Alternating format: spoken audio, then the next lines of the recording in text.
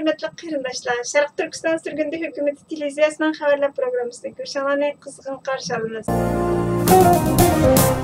Alma şirketining bosh ijroiya amaldori Tim Cookning şirketning qiyinchiligini yengmek uchun 2016 yili Xitoy bilan 275 milliard dollarlik kelishim imzolaganligi oshkorlandi.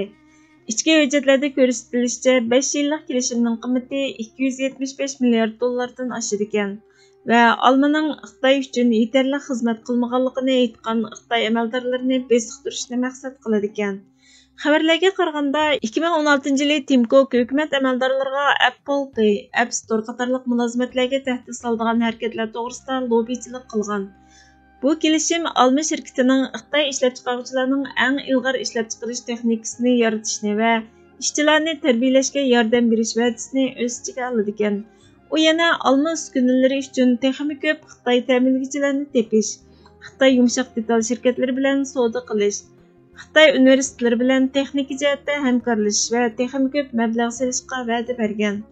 Xitoyning 13-5 yillik planiga asosan Alma şirketi yana Xitoy korxonalari bilan taraqqiyot, fan texnika, ma'rif va muhit asrashni ilgari surib, o'zaro manfaat yetkazish va teng foyda oladigan vaziyatni ishga oshirishga va'da bergan.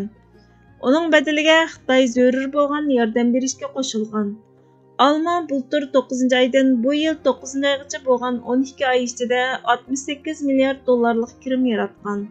Bosh ministerimiz Salih Xudoyor apandi buningga inkos qaytirib, Apple'ning ijroiya raisi Tim Cookning Xitoy irqiy qirg'inchilik hokimiyati bilan imzolagan bu 275 milliard dollarlik kelishimi Xitoy dunyo miqyosidagi o'zining bexatarligiga tahdid deb qaragan shaxslar, faoliyatchilar, o'qituvchilar, jurnalistlarning sonliq ma'lumotlarini maxfiy holda topshirishni nishon qilamdi dedi.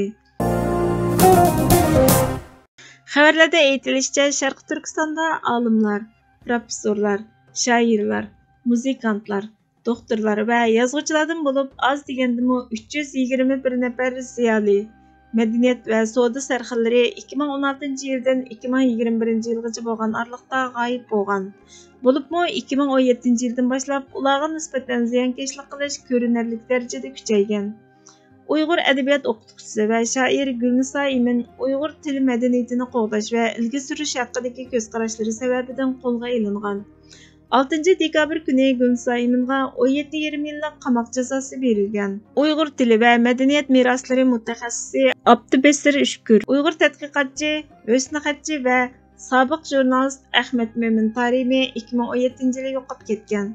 Sharq Turkiston surgunda hukumatining bosh ministri Salih Xudoyor apandi Newsweek'ga bergan bayonotida Uyg'ur ziyolilari, madaniyat va savdo sarxillarining Xitoyning irqiy qirg'inchiligi sababidan yo'qolib ketganligini, Xitoyning maqsadining Uyg'urlarni ularning kimligini saqlab qola oladigan, o'z-o'ziga xo'ja bo'lish, mustaqilligiga erishishiga yetaklaydigan ziyolilar, madaniyat va iqtisod jihatda yo'l boshlay oladigan sarxillardan ayirish ekanligini, Xitoy tajovuzchilarining bo'lgunchi, terrorchi va oshqundan iborat 3 razil kuch degan safsatini to'qib chiqarib, buningga tava deb qaragan insonlarni tarbiyalashni bahona qilib, Uyg'ur va boshqa turkiy millatlarga qarata uzun yildan beri yurgizib kelayotgan irqiy qirg'inchilik siyosatida o'zini haqli ko'rsatish ekanligini aytdi. Amerika Kengash palata a'zosi Marco Rubio New York Times'ning Xitoyning irqiy qirg'inchiligini to'liq xabar qilmaganligining sababini surishti qildi. Fox xabarlaridan erishilgan bir maktubda Marco Rubio Sharq Turkistondagi irqiy qirg'inchilikqa aloqador 403 betlik belgening hammasini xabar qilmaganligi haqida so'ralgan savollarga javob berishni talab qildi. 2019 yili New York Times Xitoyning Sharq Turkistondagi Uyg'ur va boshqa turkiy xalqlarni tutqun qilish uchun jazo lagerlarini qurganligini xabar qildi. Rubio buni xabar qilganda Xi Jinpingning terrorlik bilan kurash qilish qonunining davomi ekanligiga aloqador bayonlarini xabar qilganligini, ammo Xi Jinpingning tutqun qilishga tegishliklarini tutqun qiling, turmaga tashlashga tegishliklarini turmaga tashlang deganlarini xabar qilmaganligidan andish qilib, agar bu oshkorlanish Xitoy kompartiyasiga qandoq ziyon keltirayotgan bo'lsa, bu yerda boshqa ziyonliq narsalar bo'lishi mumkin dedi va oshkorlangan hujjatlarning maxfiy tutilmasligi to'g'risida siyosiy rahbarlarning rol o'ynab o'ynamaganligini surishtirdi. New York Times'ning yoziqchilik ishlari mudiri hujjatlarning xabar qilinmasligini qo'llab, Xitoyning oshkora qilg'uchining ustidan adliya tekshirishi elib berishdan andish qilganligini aytdi. Amerikaning 2022 yillik Beijing qishliq olimpik tantarbiya musobaqasini boykot qilishi ismini oshkorlashni xohlamaydigan bir Isroiliya amaldoriga g'alati tuyuldi. Oktabrda Birlashgan Davlatlar Tashkilotidagi Sharq Turkistonda Xitoyning irqiy qirg'inchilik yurgizayotganligini aytgan bayonotga Amerika boshliq 43 davlat imzo qo'ygandimi, Isroiliya imzo qo'yishni rad qilgan edi. Ahvoldan qaraganda Isroiliya Beijing qishliq olimpik tantarbiya musobaqasiga qatnashadigan qiladi.